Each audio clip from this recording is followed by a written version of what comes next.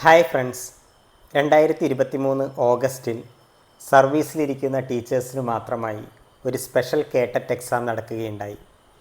ഓഗസ്റ്റിൽ നടന്ന ആ കേട്ടറ്റ് എക്സാമിന് കാറ്റഗറി 1 EVSൽ നിന്നും ചോദിച്ച ക്വസ്റ്റ്യൻസാണ് നമ്മൾ ഇന്നത്തെ വീഡിയോയിൽ ഡിസ്കസ് ചെയ്യാൻ പോകുന്നത്.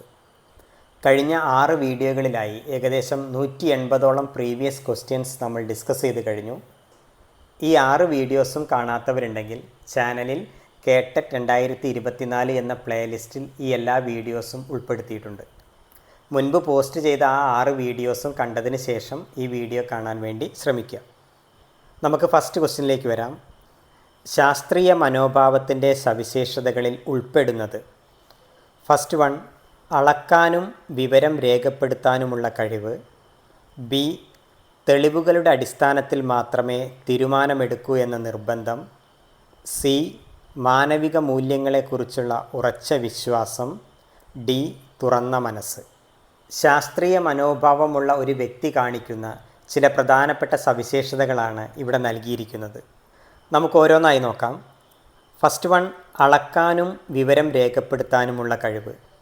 ശാസ്ത്രീയ മനോഭാവം പ്രകടിപ്പിക്കുന്നൊരു വ്യക്തി പ്രധാനമായും കാണിക്കുന്ന ഒരു സവിശേഷതയാണ് അളക്കാനും വിവരം രേഖപ്പെടുത്താനുമുള്ള കഴിവ്. അതായത് മെഷർ ചെയ്യാനും ഇൻഫർമേഷൻസ് റെക്കോർഡ് ചെയ്യാനുമുള്ള എബിലിറ്റി. അപ്പോൾ ഇത് കറക്റ്റാണ്. ബി, തെളിവുകളുടെ അടിസ്ഥാനത്തിൽ മാത്രമേ തീരുമാനമെടുക്കൂ എന്ന നിർബന്ധം. ഇതും ശാസ്ത്രീയ മനോഭാവമുള്ളൊരു വ്യക്തിയുടെ പ്രധാനപ്പെട്ടൊരു സവിശേഷതയാണ്. നെക്സ്റ്റ് വൺ, മാനവിക മൂല്യങ്ങളെക്കുറിച്ചുള്ള ഉറച്ച വിശ്വാസം. ഇതും ശാസ്ത്രീയ മനോഭാവമുള്ളൊരു വ്യക്തിയുടെ പ്രധാനപ്പെട്ടൊരു സവിശേഷതയാണ്. ദെൻ തുറന്ന മനസ്സ് അല്ലെങ്കിൽ ഓപ്പൺ മൈൻഡഡ്നെസ്. അപ്പോൾ ഇവിടെ തന്നിരിക്കുന്ന ഈ 4 സവിശേഷതകളും ശാസ്ത്രീയ മനോഭാവം അല്ലെങ്കിൽ സയൻറ്റിഫിക് ആറ്റിറ്റ്യൂഡിൻ്റെ ക്യാരക്ടറിസ്റ്റിക്സ് ആണ്. അപ്പോൾ അതുകൊണ്ട് നമ്മുടെ ക്വസ്റ്റ്യൻ്റെ ആൻസർ ആയിട്ട് വരുന്നത് സി ആണ്. A, B, C and D. Next one, scientific temper എന്ന പദം ആരുടെ സംഭാവനയാണ്? Mahatma Gandhi, Jawaharlal Nehru, John Dewey, Herbert Spencer. ഇന്ത്യയുടെ ആദ്യ പ്രധാനമന്ത്രിയായ ജവഹർലാൽ നെഹ്റുവിൻ്റെ സംഭാവനയാണ് ഈ സയൻറ്റിഫിക് ടെമ്പർ എന്ന പദം. ആൻസർ ബി ആണ്, ജവഹർലാൽ നെഹ്റു. നെക്സ്റ്റ് വൺ, കണ്ണിലെ ദൃഢപടലത്തിൻ്റെ സുതാര്യമായ മുൻഭാഗം ഏത് പേരിൽ അറിയപ്പെടുന്നു? Iris, conjunctiva, pupil, cornea. ആദ്യം നമുക്ക് കണ്ണിൻ്റെ ഘടനയൊന്ന് നോക്കാം. നമ്മുടെ കണ്ണിന് പ്രധാനമായും 3 പാളികളാണ് ഉള്ളത്. കണ്ണിൻ്റെ ഏറ്റവും പുറമേയുള്ള പാളിയാണ് ദൃഢപടലം അല്ലെങ്കിൽ സ്ക്ലീറ. രണ്ടാമത്തെ പാളിയാണ് രക്തപടലം അല്ലെങ്കിൽ കോറോയിഡ്. ഏറ്റവും അകത്ത് കാണുന്ന 3ാമത്തെ പാളിയാണ് റെറ്റിന അല്ലെങ്കിൽ ദൃഷ്ടിപടലം. അപ്പോൾ നമ്മുടെ കണ്ണിന് 3 പാളികളാണുള്ളത്. ഏറ്റവും പുറമേയുള്ള പാളി ദൃഢപടലം, മധ്യപാളി രക്തപടലം, ഏറ്റവും അകത്ത് കാണുന്ന ആന്തരപാളിയാണ് റെറ്റിന അല്ലെങ്കിൽ ദൃഷ്ടിപടലം. നമ്മുടെ കണ്ണിൻ്റെ ഏറ്റവും പുറമേയുള്ള ദൃഢപടലത്തിൻ്റെ സുതാര്യമായ മുൻഭാഗമാണ് കോർണിയ എന്നറിയപ്പെടുന്നത്. ഈ മുന്നിൽ കാണുന്ന ഈ ഭാഗമാണ് കോർണിയ. ഈ കോർണിയയിലൂടെയാണ് നമ്മുടെ കണ്ണിനുള്ളിലേക്ക് പ്രകാശം പ്രവേശിക്കുന്നത്. ഈ ദൃഢപടലത്തിൻ്റെ ഈ ഭാഗത്തായി കാണുന്ന ഈ നേർത്ത പാളിയാണ് കൺജക്റ്റൈവ അല്ലെങ്കിൽ നേത്രാവരണം എന്നറിയപ്പെടുന്നത്. ഇത് വളരെ നേരിയൊരു പാളിയാണ്. ഈ കൺജക്റ്റൈവയ്ക്ക് ഉണ്ടാകുന്ന അണുബാധയാണ് കൺജക്റ്റിവൈറ്റിസ് അല്ലെങ്കിൽ നമ്മൾ ചെങ്കണ്ണ് എന്ന് പറയുന്ന അസുഖം. നമ്മുടെ കണ്ണിനുള്ളിൽ കറുപ്പ് കളറിലും ഗ്രേ കളറിലൊക്കെ ആയിട്ട് കാണപ്പെടുന്നൊരു ഭാഗമുണ്ട്. ആ ഭാഗമാണ് ഈ ഐറിസ് എന്ന് പറയുന്ന ഈ ഭാഗം. നമ്മുടെ കണ്ണിനുള്ളിൽ നിറമുള്ള ആകെ ഒരേ ഒരു ഭാഗമേ ഉള്ളൂ, അതാണ് ഐറിസ് എന്ന് പറയുന്നത്. ഈ ഐറിസിന് നിറം കൊടുക്കുന്നത്, നമ്മുടെ ത്വക്കിനൊക്കെ നിറം കൊടുക്കുന്ന മെലാനിൻ എന്ന വർണ്ണവസ്തുവാണ് ഐറിസിനും നിറം കൊടുക്കുന്നത്. ഈ ഐറിസിൻ്റെ മധ്യഭാഗത്തായി ഇവിടെ കാണുന്ന ഈ സുഷിരമാണ് പ്യൂപ്പിൾ അല്ലെങ്കിൽ കൃഷ്ണമണി എന്ന് വിളിക്കുന്നത്. കോർണിയയിലൂടെ നമ്മുടെ കണ്ണിനുള്ളിലേക്ക് പ്രവേശിക്കുന്ന പ്രകാശം ഈ പ്യൂപ്പിളിലൂടെയാണ് ലെൻസിലേക്ക് കടന്നു വരുന്നത്. നമ്മുടെ കണ്ണിൽ കാണപ്പെടുന്ന ലെൻസ് ഒരു കോൺവെക്സ് ലെൻസാണ്. ഈ ലെൻസിന് ഇവിടെ കാണുന്ന ഈ സ്നായുക്കൾ വഴിയാണ് ഈ സീലിയറി പേശികളുമായി ബന്ധിപ്പിച്ചിരിക്കുന്നത്. ഇനി നമ്മളിവിടെ നോക്കുന്ന സമയത്ത് ഈ കോർണിയയ്ക്കും ഈ ലെൻസിനും ഇടയിൽ ഒരു അറ കാണാം. ഈ അറയാണ് അക്വസ് അറ എന്ന് പറയുന്നത്. ആ അക്വസ് അറയിൽ കാണപ്പെടുന്ന ദ്രാവകമാണ് അക്വസ് ദ്രവം എന്ന് പറയുന്നത്. ഇനി നിങ്ങളിവിടെ നോക്കിക്കഴിഞ്ഞാൽ വലിയൊരു അറ കാണാം. ലെൻസിനും റെറ്റിനയ്ക്കും ഇടയിൽ കാണുന്ന ഈ വലിയ അറയ്ക്കാണ് വിട്രിയസ് അറ എന്ന് പറയുന്നത്. ഈ വിട്രിയസ് അറയിൽ നിറഞ്ഞിരിക്കുന്ന ദ്രവമാണ് വിട്രിയസ് ദ്രവം എന്ന് പറയുന്നത്. ഇവിടെ നമ്മുടെ റെറ്റിനയിൽ 2 ബിന്ദുക്കളെ കാണാം. ഒന്ന് പീതബിന്ദു, മറ്റൊന്ന് അന്ധബിന്ദു. അന്ധബിന്ദു അല്ലെങ്കിൽ ബ്ലൈൻഡ് സ്പോട്ട്, പീതബിന്ദു അല്ലെങ്കിൽ യെല്ലോ സ്പോട്ട്. ഈ അന്ധബിന്ദു എന്ന് പറയുന്നത് ഇവിടെയാണ് അന്ധബിന്ദു കാണപ്പെടുക. നമ്മുടെ കണ്ണിൽ നിന്നും സെറിബ്രത്തിലേക്ക് പോകുന്ന നാഡിയാണ് നേത്രനാഡി എന്ന് പറയുന്നത്. ഈ നേത്രനാഡി ആരംഭിക്കുന്ന ഈ ഭാഗത്താണ് ഈ അന്ധബിന്ദു കാണപ്പെടുന്നത്. ഈ അന്ധബിന്ദുവിൽ ഒരു പ്രതിബിംബം രൂപപ്പെട്ട് കഴിഞ്ഞാൽ ആ പ്രതിബിംബം നമുക്കൊരിക്കലും കാണാൻ കഴിയുകയില്ല. അതിൻ്റെ കാരണം എന്താണെന്ന് വെച്ചാൽ ഈ അന്ധബിന്ദു കാണപ്പെടുന്ന ഈ സ്ഥലത്ത് റോഡ് കോശങ്ങളും കോൺ കോശങ്ങളും കാണപ്പെടുന്നില്ല. നമ്മുടെ കണ്ണിനകത്തെ റെറ്റിനയിൽ കാണപ്പെടുന്ന പ്രകാശഗ്രാഹി കോശങ്ങളാണ് റോഡ് കോശവും കോൺ കോശവും. അതിൽ മങ്ങിയ വെളിച്ചത്തിൽ കാഴ്ച സാധ്യമാക്കുന്ന കോശങ്ങളാണ് റോഡ് കോശങ്ങൾ. അതേസമയം തീവ്രപ്രകാശത്തിൽ കാഴ്ച സാധ്യമാക്കുന്ന കോശങ്ങളാണ് കോൺ കോശങ്ങൾ. അതുപോലെ നമുക്ക് നിറങ്ങൾ തിരിച്ചറിയാൻ സഹായിക്കുന്നതും കോൺ കോശങ്ങളാണ്. ഈ അന്ധബിന്ദു എന്ന് പറയുന്ന ഈ സ്ഥലത്ത് റോഡ് കോശങ്ങളും കോൺ കോശങ്ങളും കാണപ്പെടുന്നില്ല. അതുകൊണ്ട് തന്നെ അവിടെ ഒരു പ്രതിബിംബം രൂപപ്പെട്ട് കഴിഞ്ഞാൽ നമുക്കൊരിക്കലും അത് കാണാൻ കഴിയുകയില്ല. അതേസമയം നമുക്ക് ഏറ്റവും നല്ല കാഴ്ച ലഭിക്കുന്ന ഭാഗമാണ് പീതബിന്ദു എന്ന് പറയുന്നത്. അതായത് ഈ പീതബിന്ദുവിൽ പ്രതിബിംബം രൂപപ്പെടുമ്പോഴാണ് ആ പ്രതിബിംബം ഏറ്റവും തെളിമയുള്ള പ്രതിബിംബമായിട്ട് മാറുന്നത്. കാരണം അവിടെ ഒരുപാട് കോൺ കോശങ്ങൾ കാണപ്പെടുന്ന ഏരിയയാണ് ഈ പീതബിന്ദു എന്ന് പറയുന്നത്. ഈ അന്ധബിന്ദുവും പീതബിന്ദുവും കാണപ്പെടുന്നത് റെറ്റിനയിലാണ്. അപ്പോൾ ഇത്രയാണ് നമ്മുടെ കണ്ണിൻ്റെ പ്രധാനപ്പെട്ട ഭാഗങ്ങൾ. ഇനി നമ്മുടെ ചോദ്യത്തിലേക്ക് വരാം. കണ്ണിലെ ദൃഢപടലത്തിൻ്റെ സുതാര്യമായ മുൻഭാഗം ഏത് പേരിൽ അറിയപ്പെടുന്നു? അപ്പോൾ നമ്മൾ നേരത്തെ പറഞ്ഞു കണ്ണിലെ ഏറ്റവും പുറമേയുള്ള പാളിയാണ് ദൃഢപടലം. ആ ദൃഢപടലത്തിൻ്റെ സുതാര്യമായ മുൻഭാഗമാണ് കോർണിയ എന്ന് പറയുന്നത്. ഈ കോർണിയ മാറ്റിവെക്കുന്ന ശസ്ത്രക്രിയയ്ക്കാണ് കെരാറ്റോപ്ലാസ്റ്റി എന്ന് പറയുന്നത്. കെരാറ്റോപ്ലാസ്റ്റി എന്ന് പറഞ്ഞാൽ കോർണിയ മാറ്റിവെക്കുന്ന സർജറിയാണ്. അപ്പോൾ അതുകൊണ്ട് നമ്മുടെ ക്വസ്റ്റ്യൻ്റെ ആൻസർ വരുന്നത് ഡി ആണ്, കോർണിയ. നെക്സ്റ്റ് വൺ, സൂര്യപ്രകാശം സസ്യവളർച്ചയെ എങ്ങനെ സ്വാധീനിക്കുന്നു എന്ന പരീക്ഷണത്തിൽ നിയന്ത്രിത ചരം അല്ലാത്തതേത്? നിയന്ത്രിത ചരം എന്ന് പറഞ്ഞാൽ കൺട്രോൾഡ് വേരിയബിളിനെയാണ് നമ്മൾ നിയന്ത്രിത ചരം എന്ന് പറയുന്നത്. ഇവിടെ നിയന്ത്രിത ചരം അല്ലാത്തതാണ് ചോദിച്ചിട്ടുള്ളത്. സ്റ്റേറ്റ്മെൻറ്റ് നന്നായിട്ടൊന്ന് ശ്രദ്ധിക്കുക. സൂര്യപ്രകാശം സസ്യവളർച്ചയെ എങ്ങനെ സ്വാധീനിക്കുന്നു എന്ന പരീക്ഷണത്തിൽ നിയന്ത്രിത ചരം അല്ലാത്തതേത്? ജലം, മണ്ണ്, സൂര്യപ്രകാശം, വളം. ഇങ്ങനെ ക്വസ്റ്റ്യൻ വരുന്ന സമയത്തൊന്ന് ശ്രദ്ധിക്കും. മുൻപൊരിക്കലും ഈ രീതിയിലൊരു ക്വസ്റ്റ്യൻ ചോദിച്ചിട്ടുണ്ട്. ഇപ്പോൾ ഇവിടെ ആദ്യം നമ്മൾ ഈ പരീക്ഷണം ഒന്ന് ശ്രദ്ധിക്കുക. അതായത് സസ്യവളർച്ചയെ സ്വാധീനിക്കുന്ന ഒരുപാട് ഘടകങ്ങളുണ്ട്. അതിലൊരു ഘടകമാണ് ജലം, മറ്റൊരു ഘടകമാണ് മണ്ണ്, മറ്റൊരു ഘടകമാണ് സൂര്യപ്രകാശം, മറ്റൊരു ഘടകമാണ് വളം. ഇനി നമ്മുടെ പരീക്ഷണം ശ്രദ്ധിക്കുക.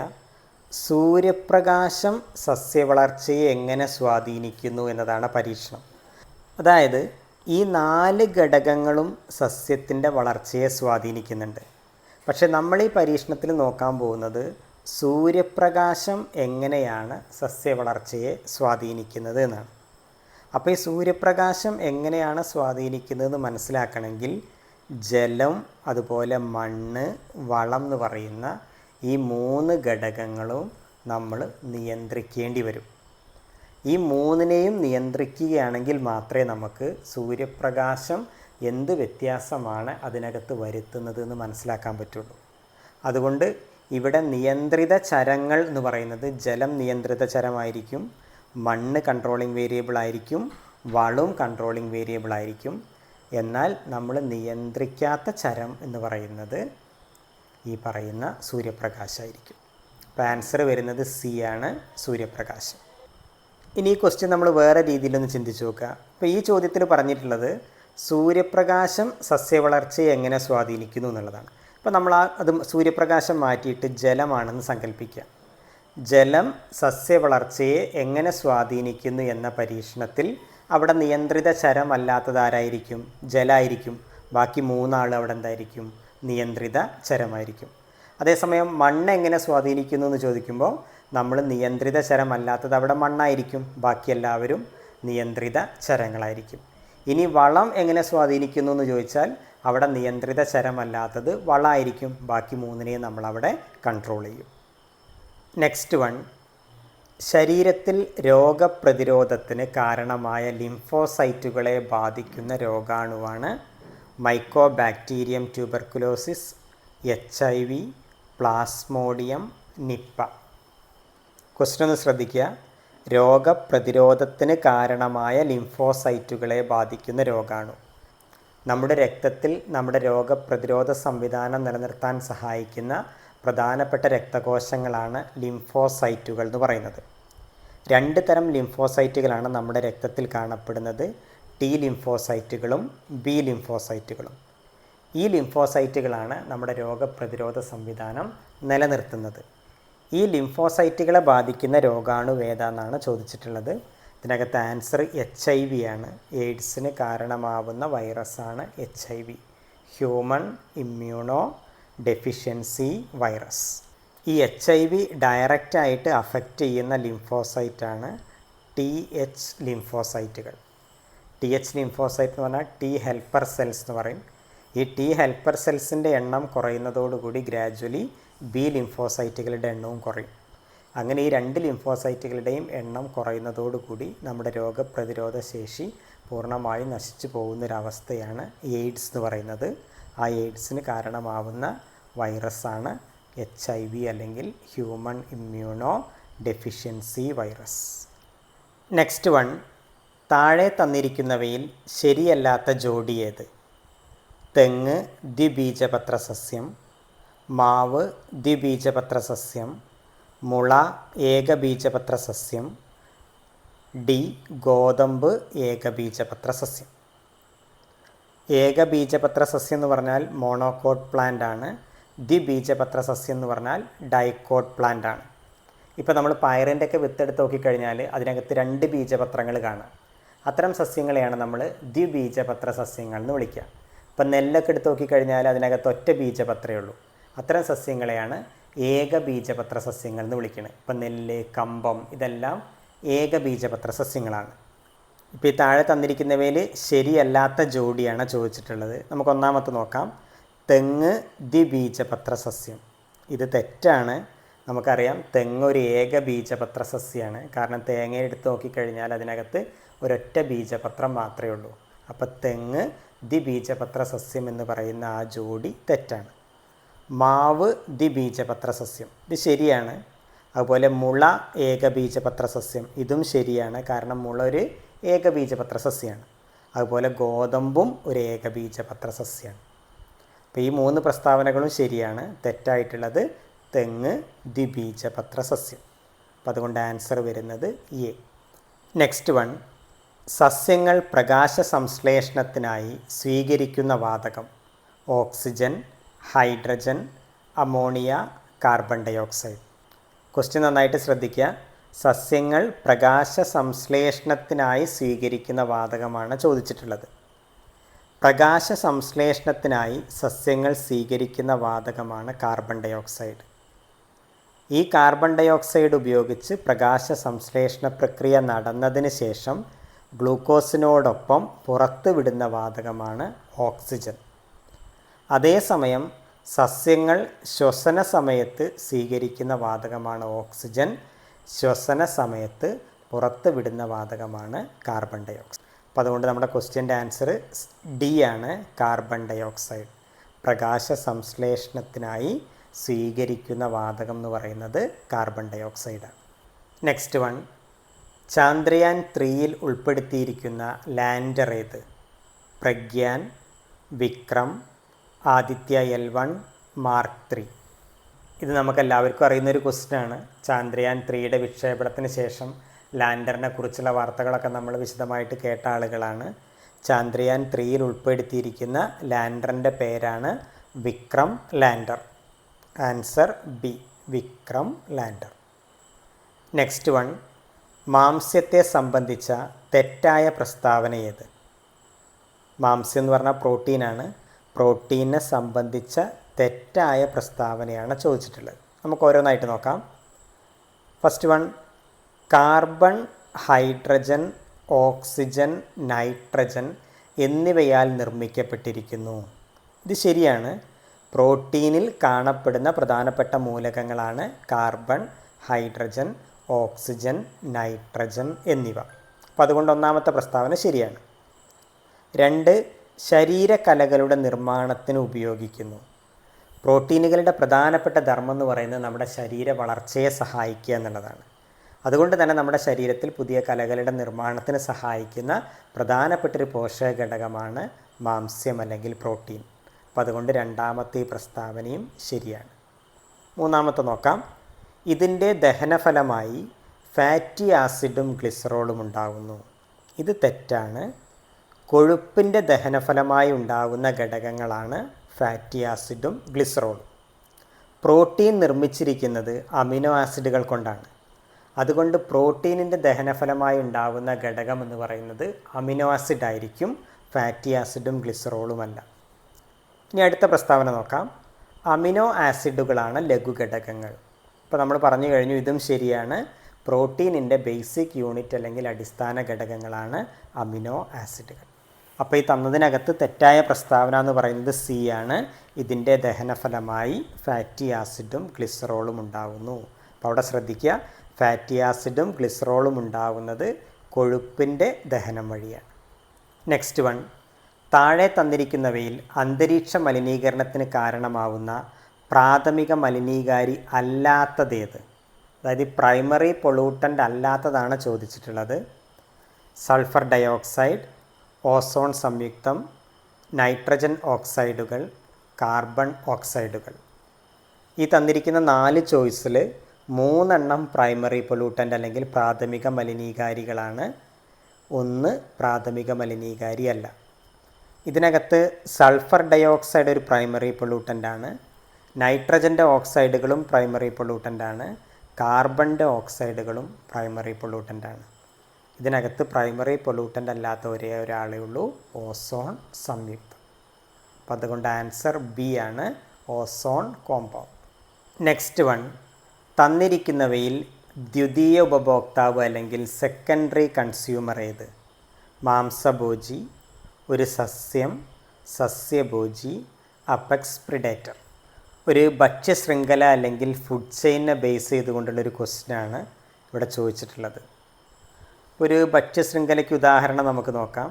ഭക്ഷ്യശൃംഖലയിലെ ആദ്യത്തെ കണ്ണി എപ്പോഴും ഒരു ഹരിത സസ്യമായിരിക്കും. ഫോർ എക്സാമ്പിൾ പുല്ല് ആദ്യത്തെ കണ്ണിയാണ്. ഈ പുല്ലിനെ ഭക്ഷിക്കുന്ന പുൽച്ചാടി രണ്ടാമത്തെ കണ്ണിയാണ്. ഈ പുൽച്ചാടിയെ ഭക്ഷിക്കുന്ന തവള മൂന്നാമത്തെ കണ്ണിയാണ്. ഈ തവളയെ ഭക്ഷിക്കുന്ന പാമ്പ് ഒരു 4ാമത്തെ കണ്ണിയാണ്. ഇതിനകത്ത് ഉൽപാദകർ എന്നറിയപ്പെടുന്ന ആളാണ് പുല്ല്. അതായത് ഭക്ഷ്യശൃംഖലയിലെ 1ാമത്തെ കണ്ണിയായിട്ടുള്ള ഹരിതസസ്യങ്ങളെയാണ് നമ്മൾ ഉൽപാദകർ എന്ന് വിളിക്കുക. ഈ ഉൽപാദകരെ നേരിട്ടോ അല്ലാതെയോ ഭക്ഷണമാക്കുന്ന ആളുകളെയാണ് നമ്മൾ ഉപഭോക്താക്കൾ അല്ലെങ്കിൽ കൺസ്യൂമേഴ്സ് എന്ന് വിളിക്കുക. ഇവിടെ പുൽച്ചാടി ഒരു കൺസ്യൂമറാണ്, തവള ഒരു കൺസ്യൂമറാണ്, പാമ്പും ഒരു കൺസ്യൂമറാണ്. ഈ പുല്ലിനെ നേരിട്ട് ഭക്ഷണമാക്കുന്ന പുൽച്ചാടിയാണ് ഇവിടെ പ്രൈമറി കൺസ്യൂമർ അല്ലെങ്കിൽ പ്രാഥമിക ഉപഭോക്താവ്. ഈ പുൽച്ചാടിയെ ഭക്ഷണമാക്കുന്ന തവളയാണ് ഇവിടെ ദ്വിതീയ ഉപഭോക്താവ് അല്ലെങ്കിൽ സെക്കൻഡറി കൺസ്യൂമർ എന്ന് പറയുന്നത്. തവളയെ ഭക്ഷണമാക്കുന്ന പാമ്പാണ് തൃതീയ ഉപഭോക്താവ് അല്ലെങ്കിൽ ടേർഷ്യറി കൺസ്യൂമർ എന്ന് പറയുന്നത്. ഇനി ഇവിടെ ഒരു കാര്യം ശ്രദ്ധിക്കുക, എപ്പോഴും പ്രാഥമിക ഉപഭോക്താവ് സസ്യബുക്കായിരിക്കും. കാരണം പ്രാഥമിക ഉപഭോക്താവ് ആഹാരമാക്കുന്നത് ഉൽപാദകരെയാണ്. അതുകൊണ്ട് എപ്പോഴും പ്രാഥമിക ഉപഭോക്താക്കൾ സസ്യബുക്കുകളായിരിക്കും. ദ്വിതീയ ഉപഭോക്താവ്, തൃതീയ ഉപഭോക്താവൊക്കെ പ്രധാനമായും മാംസബുക്കുകളായിരിക്കും. അപ്പോൾ നമ്മുടെ ക്വസ്റ്റ്യൻ താഴെ തന്നിരിക്കുന്നവയിൽ ദ്വിതീയ ഉപഭോക്താവ് ഏത് എന്നാണ്. സസ്യം ഒരിക്കലും ദ്വിതീയ ഉപഭോക്താവല്ല. സസ്യഭോജിയും ദ്വിതീയ ഉപഭോക്താവല്ല. അപ്പെക്സ് പ്രിഡേറ്ററും ദ്വിതീയ ഉപഭോക്താവല്ല. കാരണം അപ്പെക്സ് പ്രിഡേറ്റർ എന്ന് പറഞ്ഞാൽ തൃതീയ ഉപഭോക്താവും അതിന് മുകളിലൊക്കെ വരുന്ന ആളുകളാണ് അപ്പെക്സ് പ്രിഡേറ്റർ എന്ന് പറയുന്നത്. അപ്പോൾ ഇവിടെ ദ്വിതീയ ഉപഭോക്താവ് എന്ന് പറയുന്നത് ആരാണ്? മാംസഭോജി. അപ്പോൾ അതുകൊണ്ട് ആൻസർ എ ആണ്, മാംസഭോജി. നെക്സ്റ്റ് വൺ, ശാസ്ത്ര വിഷയങ്ങളിൽ ഓരോ ആശയ രൂപീകരണ ഘട്ടത്തിലും കുട്ടി ആർജിച്ച ആശയധാരണകൾ, കൈവരിക്കുന്ന ശേഷികൾ എന്നിവ പരിഗണിക്കുന്നതിനുള്ള നിരന്തര വിലയിരുത്തലിൽ പെടാത്തതേത്? ശ്രദ്ധിക്കണം, പെടാത്തതാണ് ചോദിച്ചിട്ടുള്ളത്. പഠന പ്രക്രിയയുടെ വിലയിരുത്തൽ, പോർട്ട്ഫോളിയോ വിലയിരുത്തൽ, ടേം വിലയിരുത്തൽ, യൂണിറ്റ് തല വിലയിരുത്തൽ. ക്വസ്റ്റ്യൻ ഒന്നുകൂടി ശ്രദ്ധിക്കുക. ശാസ്ത്ര വിഷയങ്ങളിൽ ഓരോ ആശയ രൂപീകരണ ഘട്ടത്തിലും, ആശയം രൂപീകരിക്കുന്ന ഘട്ടത്തിലാണ് പറയുന്നത്, കുട്ടി ആർജിച്ച ആശയധാരണകൾ, കൈവരിക്കുന്ന ശേഷികൾ എന്നിവ പരിഗണിക്കുന്നതിനുള്ള നിരന്തര വിലയിരുത്തലിൽ പെടാത്തതേത്? പഠന പ്രക്രിയയുടെ വിലയിരുത്തലുണ്ട്, പോർട്ട്ഫോളിയോ വിലയിരുത്തലുണ്ട്, ടേം വിലയിരുത്തലുണ്ട്, യൂണിറ്റ് തല വിലയിരുത്തലുണ്ട്. ഇതിനകത്ത് ആൻസർ വരുന്നത് സി ആണ്, ടേം വിലയിരുത്തൽ. പഠന പ്രക്രിയയുടെ വിലയിരുത്തലും പോർട്ട്ഫോളിയോ വിലയിരുത്തലും യൂണിറ്റ് തല വിലയിരുത്തലും ഈ പറയുന്ന നിരന്തര വിലയിരുത്തലിൽ പെടുന്നതാണ്. അതേസമയം ടേം ഇവാലുവേഷൻ നിരന്തര വിലയിരുത്തലിൽ പെടാത്തതാണ്. അപ്പം അതുകൊണ്ട് ആൻസർ സി, ടേം വിലയിരുത്തൽ. നെക്സ്റ്റ് വൺ, പക്ഷിക്കൂടുകളെക്കുറിച്ചുള്ള ശാസ്ത്രീയ പഠനശാഖയാണ് കാലിയോളജി, പെഡോളജി, ഓർണിത്തോളജി, ഓഫിയോളജി. ഇത് മുൻപ് ചോദിച്ചൊരു ചോദ്യമാണ്. ആൻസർ എ ആണ്, കാലിയോളജി. പക്ഷിക്കൂടുകളെക്കുറിച്ചുള്ള ശാസ്ത്രീയ പഠനത്തിന് പറയുന്ന പേരാണ് കാലിയോളജി. പെഡോളജി എന്ന് പറഞ്ഞാൽ മണ്ണിനെ കുറിച്ചുള്ള പഠനമാണ് പെഡോളജി. ഓർണിത്തോളജി എന്ന് പറഞ്ഞാൽ പക്ഷികളെക്കുറിച്ചുള്ള പഠനമാണ് ഓർണിത്തോളജി. ഓഫിയോളജി എന്ന് പറഞ്ഞാൽ പാമ്പുകളെക്കുറിച്ചുള്ള പഠനമാണ് ഓഫിയോളജി. ആൻസർ എ ആണ്, കാലിയോളജി. നെക്സ്റ്റ് വൺ, മാവും മരവാഴയും തമ്മിലുള്ള ജീവിബന്ധം ഏത് വിഭാഗത്തിൽ ഉൾപ്പെടുന്നു? പരാദജീവനം, കമൻസലിസം, മ്യൂച്വലിസം, മത്സരം. മാവും മരവാഴയും തമ്മിലുള്ള ബന്ധമാണ് ചോദിച്ചിട്ടുള്ളത്. അപ്പോൾ നമുക്കറിയാം, മരവാഴ എന്ന് പറഞ്ഞ ഒരു എപ്പിഫൈറ്റാണ്. താമസത്തിന് വേണ്ടി അല്ലെങ്കിൽ വാസസ്ഥലത്തിന് വേണ്ടി മാത്രം മറ്റു സസ്യങ്ങളെ ആശ്രയിക്കുന്നവരെയാണ് നമ്മൾ എപ്പിഫൈറ്റുകൾ എന്ന് പറയുന്നത്. ഈ മരവാഴ എപ്പിഫൈറ്റിന് ഉദാഹരണമാണ്. അതായത് ഒരു മാവിൻ്റെ മുകളിൽ ഒരു മരവാഴ കാണപ്പെടുന്നുണ്ടെങ്കിൽ ആ മരവാഴ കൊണ്ട് ആ മാവിന് യാതൊരു ദോഷവുമില്ല. കാരണം ആ മാവ് നിർമ്മിക്കുന്ന ആഹാരം ഒരിക്കലും മരവാഴ ഉപയോഗിക്കുന്നില്ല. മരവാഴ വെറും താമസത്തിന് വേണ്ടി മാത്രമാണ് ആ മാവിനെ ആശ്രയിക്കുന്നത്. ഇത്തരം ബന്ധത്തെയാണ് നമ്മൾ കമൻസലിസം എന്ന് പറയുക. അതായത് രണ്ട് ജീവികൾ തമ്മിലുള്ള ബന്ധമായിരിക്കും. അതിൽ ഒരു ജീവിക്ക് ഗുണമായിരിക്കും, മറ്റൊരു ജീവിക്ക് ഗുണവുമില്ല, ദോഷവുമില്ല. അതായത് ഇവിടെ നമ്മളെ മരവാഴയ്ക്ക് ഗുണമാണ്, കാരണം താമസ സ്ഥലം കിട്ടി. മാവിന് ഈ മരവാഴേനെ കൊണ്ട് ഗുണവുമില്ല, ദോഷവുമില്ല. ഇത്തരം ബന്ധങ്ങൾക്ക് പറയുന്ന പേരാണ് കമൻസാലിസം. അതേസമയം ഒരു മാവിന് മുകളിൽ ഒരു ഇത്തിൽക്കണ്ണി വളരുകയാണെന്ന് സങ്കല്പിച്ച് നോക്കുക. അപ്പോൾ ആ ഇത്തിൽക്കണ്ണി ആഹാരം നിർമ്മിക്കുന്നതിന് വേണ്ടി ഈ മാവിൻ്റെ കമ്പിൽ നിന്ന് ജലവും ലവണവും വലിച്ചെടുക്കുന്നുണ്ട്. അത് മാവിന് ദോഷമാണ്. ഈ ബന്ധങ്ങളെയാണ് നമ്മൾ പരാദജീവനം അല്ലെങ്കിൽ പാരസൈറ്റിസം എന്ന് പറയും. പരാദജീവനത്തിൽ ഒരു ജീവിക്ക് ഗുണമാണ്, മറ്റേ ജീവിക്ക് എപ്പോഴും അത് ദോഷമായിരിക്കും. എന്നാൽ മ്യൂച്വലിസം എന്ന് പറഞ്ഞാൽ രണ്ട് പേർക്കും ഗുണമുള്ള ബന്ധങ്ങളെയാണ് നമ്മൾ മ്യൂച്വലിസം എന്ന് വിളിക്കുക. ഇപ്പോൾ ഒരു പൂവിൽ പൂമ്പാറ്റ വന്നിരിക്കുന്നത് സങ്കല്പിച്ച് നോക്കുക. അവിടെ പൂവിന് പരാഗണത്തിന് പൂമ്പാറ്റ സഹായിക്കുന്നുണ്ട്, അതുകൊണ്ട് പൂവിന് ഗുണമാണ്. പൂമ്പാറ്റയ്ക്ക് തേൻ ലഭിക്കുന്നുണ്ട്, പൂമ്പാറ്റയ്ക്കും ഗുണമാണ്. ഇത്തരത്തിൽ രണ്ട് പേർക്കും ഗുണമുള്ള ബന്ധങ്ങളെയാണ് നമ്മൾ മ്യൂച്വലിസം എന്ന് വിളിക്കുക. അതേസമയം മത്സരത്തിനൊരു എക്സാമ്പിളാണ് നമ്മൾ ഈ നെല്ലും കളകളും തമ്മിലുള്ള ബന്ധം. അവിടെ നെല്ലും കളയും വളരുന്ന സമയത്ത് ഒരു കോമ്പറ്റീഷൻ ഉണ്ടാവും. അതിൽ ആരാണോ പെട്ടെന്ന് വളരുന്നത് അയാൾ വിജയിക്കുകയാണ് ചെയ്യുക. അത്തരം ബന്ധങ്ങളെയാണ് നമ്മൾ മത്സരം എന്ന് പറയും. അപ്പോൾ ഇവിടെ ആൻസർ വരുന്നത് ബി ആണ്, കമൻസാലിസം. നെക്സ്റ്റ് വൺ, പ്രകാശ സംശ്ലേഷണത്തിൽ നേരിട്ട് പങ്കെടുക്കുന്ന വർണ്ണകം ഏത്? ഹരിതകം എ, ഹരിതകം ബി, സാന്തോഫിൽ, കരോട്ടിൻ. അപ്പോൾ നമ്മൾ നേരത്തെ ഒരു ക്വസ്റ്റ്യനിൽ പറഞ്ഞു പ്രകാശ സംശ്ലേഷണ പ്രക്രിയ നടക്കുന്ന സമയത്ത് സസ്യങ്ങൾ സ്വീകരിക്കുന്ന വാതകമാണ് കാർബൺ ഡൈ ഓക്സൈഡ്. ഈ കാർബൺ ഡൈ ഓക്സൈഡിൻ്റെയും ജലത്തിൻ്റെയും സഹായത്തോടുകൂടി സൂര്യപ്രകാശത്തിൻ്റെയും അതുപോലെ ഹരിതകത്തിൻ്റെയും സാന്നിധ്യത്തിൽ ഗ്ലൂക്കോസ് നിർമ്മിക്കുന്ന പ്രക്രിയയാണ് പ്രകാശ സംശ്ലേഷണം എന്ന് പറയുന്നത്. ആ ഗ്ലൂക്കോസിനോടൊപ്പം ഓക്സിജനും പുറത്തുവിടുന്നുണ്ട്. ഇങ്ങനെ പ്രകാശ സംശ്ലേഷണ പ്രക്രിയ നടക്കുന്ന സമയത്ത് ആ പ്രക്രിയയിൽ നേരിട്ട് പങ്കെടുക്കുന്ന വർണ്ണകം ഏത് എന്നാണ് ചോദിച്ചിട്ടുള്ളത്. പ്രകാശ സംശ്ലേഷണ പ്രക്രിയയിൽ പങ്കെടുക്കുന്നത് പ്രധാനമായും 4 വർണ്ണകങ്ങളാണ്.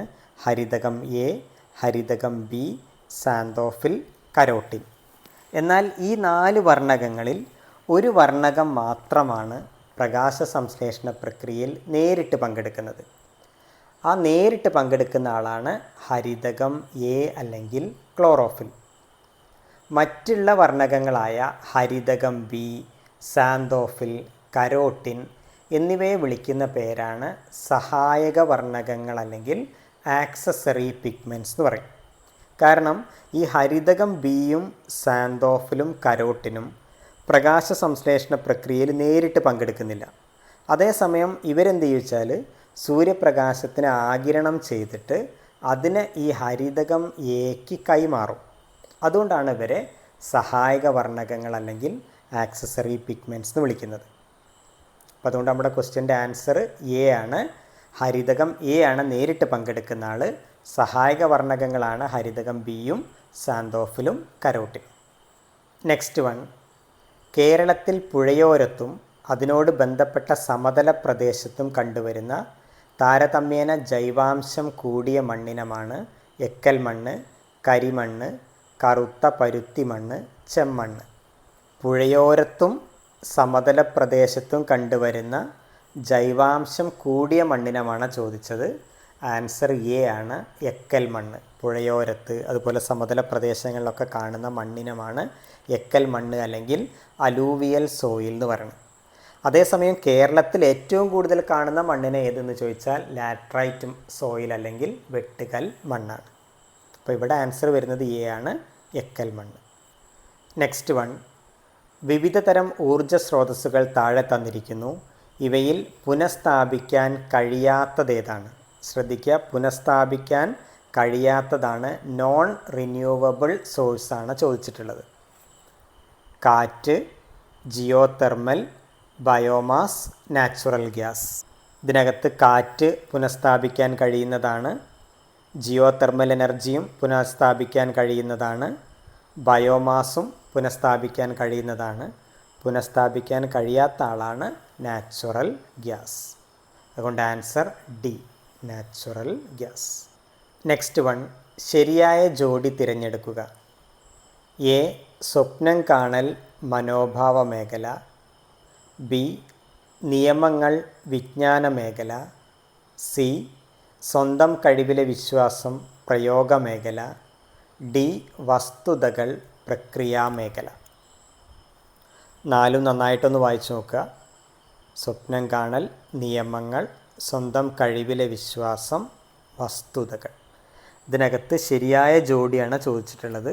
അതിനകത്ത് ഒരു ജോഡി മാത്രമാണ് ശരിയായിട്ടുള്ളത്. ഒന്നാമത്തെ ജോഡി തെറ്റാണ്. സ്വപ്നം കാണൽ മനോഭാവ മേഖലയുമായി ബന്ധപ്പെട്ടതല്ല. സിയും തെറ്റാണ്. സ്വന്തം കഴിവിലെ വിശ്വാസം ഇത് പ്രയോഗ മേഖലയുമായി ബന്ധപ്പെട്ടതല്ല. വസ്തുതകൾ പ്രക്രിയാ മേഖല അല്ലെങ്കിൽ പ്രോസസ് ഡൊമൈൻ ഇതും തെറ്റാണ്.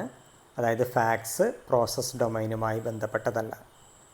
ഇതിനകത്ത് ശരിയായിട്ടുള്ള ഒരേ ഒരു കാര്യമേ ഉള്ളൂ, നിയമങ്ങൾ അല്ലെങ്കിൽ ലോസ് വിജ്ഞാന മേഖല അല്ലെങ്കിൽ നോളജ് ഡൊമൈൻ. അതായത് നോളജ് ഡൊമൈനിൽ വരുന്നതാണ് ലോസ് അല്ലെങ്കിൽ നിയമങ്ങൾ.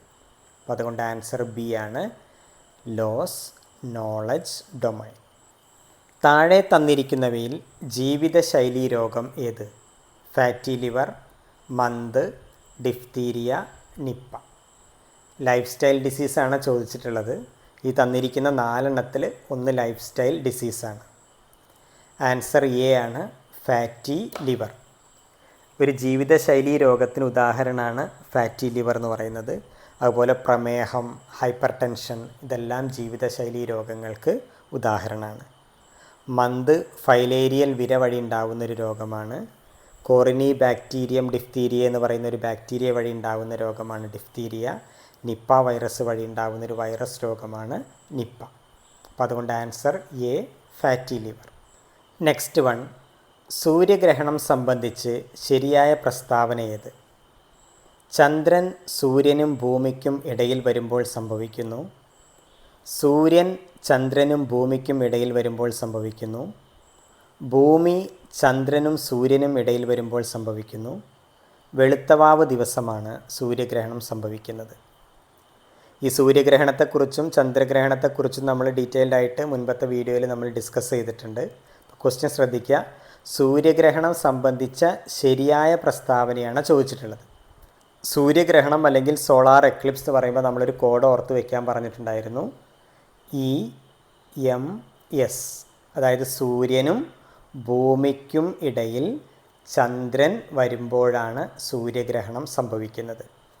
അതേസമയം ചന്ദ്രഗ്രഹണമാണെങ്കിൽ MES, സൂര്യനും ചന്ദ്രനും ഇടയിൽ ഭൂമി വരുമ്പോഴാണ് ചന്ദ്രഗ്രഹണം അല്ലെങ്കിൽ ലൂണാർ എക്ലിപ്സ് സംഭവിക്കുന്നത്. അപ്പോൾ ഇവിടെ സൂര്യഗ്രഹണമാണ് ചോദിച്ചിട്ടുള്ളത്. ഒന്നാമത്തെ പ്രസ്താവന നോക്കാം. ചന്ദ്രൻ സൂര്യനും ഭൂമിക്കും ഇടയിൽ വരുന്നു. അപ്പോൾ ഇത് കറക്റ്റാണ്. ചന്ദ്രൻ സൂര്യനും ഭൂമിക്കും ഇടയിലാണ് വരുന്നത്. അപ്പോൾ ഇത് ശരിയാണ്. ആ സമയത്താണ് സൂര്യഗ്രഹണം നടക്കുന്നത്. 2, സൂര്യൻ ചന്ദ്രനും ഭൂമിക്കും ഇടയിൽ വരുമ്പോൾ സംഭവിക്കുന്നു. തെറ്റാണ്.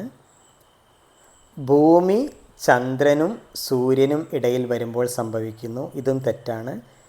ഇത് ചന്ദ്രഗ്രഹണമാണ്. വെളുത്തവാവ് ദിവസമാണ് സൂര്യഗ്രഹണം സംഭവിക്കുന്നത്. അതും തെറ്റാണ്. കറുത്തവാവ് ദിവസമാണ് സൂര്യഗ്രഹണം സംഭവിക്കുക. അപ്പോൾ അതിൻ്റെ ആൻസർ വരുന്നത് എ ആണ്. ചന്ദ്രൻ സൂര്യനും ഭൂമിക്കും ഇടയിൽ വരുമ്പോൾ സംഭവിക്കുന്നു. നെക്സ്റ്റ് വൺ, വായുവിൽ ജീവിക്കുന്ന ജീവികളെ സംരക്ഷിക്കുന്നതിന് ഉപയോഗിക്കുന്നത്? വിവേറിയം, അക്വേറിയം, ഹെർബേറിയം, ടെറേറിയം. വിവേറിയം എന്ന് പറയുന്നത് വായുവിൽ കാണപ്പെടുന്ന ജീവികളെ നമ്മൾ സാധാരണ ചില്ലുകൂട്ടുകളിലൊക്കെ ഇട്ട് സംരക്ഷിക്കുന്നതിനാണ് വിവേറിയം എന്ന് പറയുന്നത്. അതേസമയം ജലത്തിൽ ജീവിക്കുന്നവരെ സംരക്ഷിക്കുന്നതിനാണ് നമ്മൾ അക്വേറിയം എന്ന് പറയുന്നത്. അതേസമയം ചെടികളുടെയൊക്കെ വിവിധ ഭാഗങ്ങൾ ഉണക്കിയതിന് ശേഷം പേപ്പറുകളിൽ ഒട്ടിച്ച് സൂക്ഷിച്ച് വെക്കുന്നതിനെയാണ് ഹെർബേറിയം എന്ന് പറയുന്നത്. അതേസമയം മണ്ണിൽ കാണപ്പെടുന്ന ജീവികളെയൊക്കെ ചില്ലുകൂട്ടിൽ വളർത്തുന്നതിനാണ് നമ്മൾ ടെറേറിയം എന്ന് പറയുന്നത്. അപ്പോൾ നമ്മുടെ ആൻസർ എ ആണ്, വൈവേറിയം. വായുവിൽ ജീവിക്കുന്ന ജീവികളെ സംരക്ഷിക്കുന്നതിനാണ് വിവേറിയം ഉപയോഗിക്കുന്നത്. നെക്സ്റ്റ് വൺ, ചുവടെ നൽകിയിരിക്കുന്നവയിൽ ശാസ്ത്രീയ രീതിയുടെ ആദ്യഘട്ടമേത്? അതായത് സയൻറ്റിഫിക് മെത്തേഡിൻ്റെ ഫസ്റ്റ് സ്റ്റെപ്പാണ് ചോദിച്ചിട്ടുള്ളത്. ഇത് നമ്മൾ മുൻപത്തെ വീഡിയോയിൽ ഡിസ്കസ് ചെയ്തതാണ്. ചോയ്സസ് നോക്കാം. പരികൽപ്പന രൂപീകരിക്കൽ, പ്രശ്നം അനുഭവപ്പെടൽ, റിപ്പോർട്ടിംഗ്, ആസൂത്രണം. വളരെ ഈസി ആയിട്ടുള്ളൊരു ചോദ്യമാണ്. ഏതൊരു ശാസ്ത്രീയ രീതിയുടെയും ആദ്യഘട്ടം എന്ന് പറയുന്നത് എക്സ്പീരിയൻസിങ് ദി പ്രോബ്ലം അല്ലെങ്കിൽ പ്രശ്നം അനുഭവപ്പെടലാണ്. Answer B. നെക്സ്റ്റ് വൺ, വൻകരാ വിസ്ഥാപന സിദ്ധാന്തപ്രകാരം പാൻജിയ എന്ന ഒറ്റ ഭൂഖണ്ഡത്തെ ചുറ്റി കാണപ്പെട്ട സമുദ്രമാണ് അറ്റ്ലാന്റിക് സമുദ്രം, പസഫിക് സമുദ്രം, ലൊറേഷ്യ, പാന്തലാസ. വൻകരാ വിസ്ഥാപന സിദ്ധാന്തപ്രകാരം ഒരൊറ്റ ഭൂഖണ്ഡമായിരുന്നു അന്ന് നിലവിലുണ്ടായിരുന്നത്. ആ ഭൂഖണ്ഡത്തെ ചുറ്റിയൊരു സമുദ്രം ഉണ്ടായിരുന്നു. ആ സമുദ്രത്തിൻ്റെ പേരാണ് ചോദിച്ചിട്ടുള്ളത്. ആ സമുദ്രത്തെയാണ് പാന്തലാസ സമുദ്രം എന്ന് വിളിക്കുന്നത്. ആൻസർ ഡി ആണ്. പാൻജിയയെ ചുറ്റി കാണപ്പെട്ടിരുന്ന സമുദ്രമാണ് പാന്തലാസ സമുദ്രം. നെക്സ്റ്റ് വൺ, ചുവടെ നൽകിയിരിക്കുന്നത് ഏത് വിഭാഗം പഠിതാക്കളുടെ സവിശേഷതയാണ്? പ്രശ്നത്തെ സമഗ്രമായി കാണാനും ആശയങ്ങൾ തമ്മിലുള്ള പരസ്പര ബന്ധം കണ്ടെത്താനും ഇഷ്ടപ്പെടുന്നു. Common sense learners, creative learners, analytical learners, dynamic learners. കുട്ടികളിൽ കാണപ്പെടുന്ന പഠനശൈലിക്കനുസരിച്ചാണ് കുട്ടികളെ നമ്മൾ വ്യത്യസ്ത പഠിതാക്കളായിട്ട് കാറ്റഗറൈസ് ചെയ്യുന്നത്. ഈ രീതിയിലുള്ള വ്യത്യസ്ത പഠിതാക്കളാണ് common sense learners, creative learners, analytical learners, dynamic learners എന്നിവ. ഈ ക്വസ്റ്റ്യനിൽ ചോദിച്ചിട്ടുള്ളത് പ്രശ്നത്തെ സമഗ്രമായി കാണാനും ആശയങ്ങൾ തമ്മിലുള്ള പരസ്പര ബന്ധം കണ്ടെത്താനും ഇഷ്ടപ്പെടുന്ന പഠിതാക്കൾ ഏതാണ് എന്നുള്ളതാണ്. ക്രിയേറ്റീവ് ലേണേഴ്സാണ് ഇത്തരത്തിൽ പ്രശ്നത്തെ സമഗ്രമായി കാണാനും ആശയങ്ങൾ തമ്മിലുള്ള പരസ്പര ബന്ധം കണ്ടെത്താനും ഇഷ്ടപ്പെടുന്നവർ. അപ്പോൾ അതുകൊണ്ട് ആൻസർ ബി ആണ്, ക്രിയേറ്റീവ് ലേണേഴ്സ്. നെക്സ്റ്റ് വൺ, പ്രഥമ ശുശ്രൂഷ പെട്ടിയിൽ ഉൾപ്പെടുന്നവ സംബന്ധിച്ച് ശരിയായതേത്? Glucose, tourniquet, torch, glucometer. അതായത് ഈ തന്നിരിക്കുന്ന 4 ഒരു ഫസ്റ്റ് എയ്ഡ് കിറ്റിൽ ഉൾപ്പെട്ടിട്ടുള്ളതാണ് ചോദിച്ചിട്ടുള്ളത്. നമുക്ക് ഓരോന്നായിട്ട് നോക്കാം. First one, glucose. ഇതെപ്പോഴും ഒരു ഫസ്റ്റ് എയ്ഡ് ബോക്സിൽ ഉൾപ്പെടുത്തുന്നതാണ്. അപ്പോൾ എ എന്നുള്ളത് കറക്റ്റാണ്, ഗ്ലൂക്കോസ് ഫസ്റ്റ് എയ്ഡ് ബോക്സിൽ ഉണ്ടാവും. അതുപോലെ ടൂർണിക്കെ, ഇതും ഫസ്റ്റ് എയ്ഡ് ബോക്സിൽ ഉൾപ്പെടുന്നതാണ്. സി, ടോർച്ചും ഒരു ഫസ്റ്റ് എയ്ഡ് ബോക്സിൽ ഉൾപ്പെടുന്നതാണ്. അതേസമയം ഗ്ലൂക്കോമീറ്റർ ഫസ്റ്റ് എയ്ഡ് ബോക്സിൽ ഉൾപ്പെടുന്നതല്ല. അപ്പോൾ അതുകൊണ്ട് നമ്മുടെ ആൻസർ നോക്കുക. എ കറക്റ്റാണ്, ബി കറക്റ്റാണ്, സി കറക്റ്റാണ്. അപ്പോൾ അതുകൊണ്ട് ആൻസർ വരുന്നത് സി ആണ്. അതേസമയം ഗ്ലൂക്കോമീറ്റർ നമ്മുടെ പ്രഥമ ശുശ്രൂഷ പെട്ടിയിൽ ഉൾപ്പെടുന്നതല്ല. ശ്രദ്ധിക്കത്. നെക്സ്റ്റ് വൺ, ചെടിയുടെ ചുവട്ടിലേക്ക് നേരിട്ട് വെള്ളം എത്തിക്കുന്ന ഇടുങ്ങിയ ട്യൂബുകൾ ഉപയോഗിച്ച് ചെടികൾ നനയ്ക്കുന്ന സാങ്കേതികതയെ വിളിക്കുന്ന പേര്? Nano irrigation, micro irrigation, femto irrigation, drip irrigation. Answer D ആണ്, ഡ്രിപ്പ് ഇറിഗേഷൻ. അതായത് ചെറിയ ട്യൂബുകളിലൂടെ ചെടിയുടെ ചുവട്ടിലേക്ക് നേരിട്ട് വെള്ളം എത്തിക്കുന്ന ആ രീതിക്ക് പറയുന്ന പേരാണ് ഡ്രിപ്പ് ഇറിഗേഷൻ. നെക്സ്റ്റ് വൺ, മത്സ്യങ്ങളുടെ ശ്വസന അവയവം ഏത്? ട്രക്കിയ, ശ്വാസകോശം, ശകുലങ്ങൾ, നെഫ്രീഡിയ. മത്സ്യങ്ങളുടെ റെസ്പിറേറ്ററി ഓർഗനാണ് ഗിൽസ് അല്ലെങ്കിൽ ശകുലങ്ങൾ എന്ന് പറയുന്നത്. ചെകിളപ്പൂക്കൾ എന്നും പറയാറുണ്ട്, അല്ലെങ്കിൽ ശകുലങ്ങൾ എന്ന് പറയും. കോക്രോച്ച് അല്ലെങ്കിൽ പാറ്റയുടെയൊക്കെ ശ്വസനാവയവമാണ് ട്രക്കിയ എന്ന് പറയുന്നത്. അതുപോലെ തവള, പക്ഷികൾ, മനുഷ്യൻ ഇവരുടെയൊക്കെ ശ്വസനാവയവമാണ് ശ്വാസകോശം. മണ്ണിരയുടെ വിസർജന അവയവമാണ് നെഫ്രീഡിയ എന്ന് പറയുന്നത്. അപ്പോൾ അതുകൊണ്ട് ആൻസർ സി ആണ്, ശകുലങ്ങൾ. നെക്സ്റ്റ് വൺ, ഒരു വിഷയത്തെ സംബന്ധിച്ച് വിവിധ സ്രോതസ്സുകളിൽ നിന്ന് വിവരങ്ങൾ ശേഖരിച്ച് അവ ചിട്ടയായി എഴുതി പ്രബന്ധം തയ്യാറാക്കി അവതരിപ്പിക്കുന്ന പഠനതന്ത്രമാണ് അസൈൻമെൻറ്റ്, പ്രൊജക്റ്റ്, സംവാദം, സെമിനാർ. ക്വസ്റ്റ്യൻ ശ്രദ്ധിക്കുക. ഒരു വിഷയത്തെ സംബന്ധിച്ച് വിവിധ സ്രോതസ്സുകളിൽ നിന്ന് വിവരങ്ങൾ ശേഖരിച്ചതിന് ശേഷം അവ ചിട്ടയായി എഴുതി തയ്യാറാക്കി അവതരിപ്പിക്കുന്ന പഠനതന്ത്രമാണ് സെമിനാർ. ആൻസർ ഡി ആണ്. നെക്സ്റ്റ് വൺ, ചുവടെ നൽകിയവയിൽ ശാസ്ത്രീയമായ തേനീച്ച വളർത്തൽ രീതി ഏത്? പിസികൾച്ചർ, സെറികൾച്ചർ, എപ്പികൾച്ചർ, ക്യൂണികൾച്ചർ. ഇത് നമ്മൾ മുൻപ് ഡിസ്കസ് ചെയ്തതാണ്. പിസികൾച്ചർ എന്ന് പറഞ്ഞാൽ മത്സ്യങ്ങളെ ശാസ്ത്രീയമായി വളർത്തുന്ന രീതിയാണ്. സെറികൾച്ചർ പട്ടുനൂൽ പുഴു വളർത്തൽ രീതിക്കാണ് നമ്മൾ സെറികൾച്ചർ എന്ന് പറയുന്നത്. എപ്പികൾച്ചർ എന്ന് പറയുന്നത് തേനീച്ച വളർത്തൽ, ക്യൂണികൾച്ചർ എന്ന് പറയുന്നത് മുയൽ വളർത്തൽ. അപ്പോൾ നമ്മുടെ ആൻസർ സി ആണ്, എപ്പികൾച്ചറാണ് ശാസ്ത്രീയമായ തേനീച്ച വളർത്തൽ രീതി. നെക്സ്റ്റ് വൺ, കുട്ടികളിൽ ശാസ്ത്രീയ മനോഭാവം വളർത്തുക എന്ന ലക്ഷ്യത്തോടെ പ്രവർത്തിക്കുന്ന സർക്കാർ ഇതര സംഘടനയാണ് people science movement, Shastraposhini, Jawahar Balabhavan, KVPY. ഇതിനകത്ത് സി ആണ് കറക്റ്റ് ആൻസർ. ജവഹർ ബാലഭവൻ എന്ന് പറയുന്ന സംഘടനയാണ് കുട്ടികളിൽ ശാസ്ത്രീയ മനോഭാവം വളർത്തുക എന്ന ലക്ഷ്യത്തോടെ പ്രവർത്തിക്കുന്നത്. Answer C, Jawahar Balabhavan. August 2023 നടന്ന ഈ സ്പെഷ്യൽ എക്സാമിലെ 30 ക്വസ്റ്റ്യൻസാണ് അപ്പോൾ നമ്മൾ ഡിസ്കസ് ചെയ്തത്. ഓരോ ക്വസ്റ്റ്യനുമായിട്ട് ബന്ധപ്പെട്ട റിലേറ്റഡ് ആയിട്ടുള്ള ഫാക്ട്സും നമ്മളിപ്പോൾ ഇവിടെ ഡിസ്കസ് ചെയ്തു. ഇപ്പോൾ ഏകദേശം 200-ലധികം പ്രീവിയസ് ക്വസ്റ്റ്യൻസ് നമ്മൾ EVS എന്നായിട്ട് നമ്മൾ ഡിസ്കസ് ചെയ്തിട്ടുണ്ട്. ഈ 7 വീഡിയോസും നന്നായി ശ്രദ്ധിച്ച് കണ്ടതിന് ശേഷം ഓരോ ചോദ്യവുമായിട്ട് ബന്ധപ്പെട്ട അനുബന്ധ വിവരങ്ങളൊക്കെ ശേഖരിച്ച് നന്നായിട്ട് മനസ്സിലാക്കി നല്ല രീതിയിൽ നമ്മൾ എക്സാമിന് പ്രിപ്പയർ ചെയ്യുകയാണെങ്കിൽ നമുക്ക് ഈ പറഞ്ഞ പോലെ, ഞാൻ പറഞ്ഞ പോലെ നമുക്ക് EVSന് ഏകദേശം ഫുൾ മാർക്കും സ്കോർ ചെയ്യാൻ കഴിയും. അപ്പോൾ ആ രീതിയിൽ നല്ല രീതിയിൽ എല്ലാവരും പ്രിപ്പയർ ചെയ്യാം. പിന്നെ ഞാനൊരു വാട്സപ്പ് ഗ്രൂപ്പിൻ്റെ ലിങ്ക് ഡിസ്ക്രിപ്ഷൻ ബോക്സിൽ കൊടുത്തിട്ടുണ്ട്. അപ്പോൾ താല്പര്യമുള്ള ആളുകൾക്ക് ആ വാട്സപ്പ് ഗ്രൂപ്പിൽ ജോയിൻ ചെയ്യാവുന്നതാണ്. എന്തെങ്കിലും ഡൗട്ടൊക്കെ ഉണ്ടെങ്കിൽ നിങ്ങൾക്ക് ആ ഗ്രൂപ്പിലൂടെ കമ്മ്യൂണിക്കേറ്റ് ചെയ്യാവുന്നതാണ്. അപ്പോൾ എന്തായാലും നമുക്ക് വീണ്ടും കാണാം. ബൈ.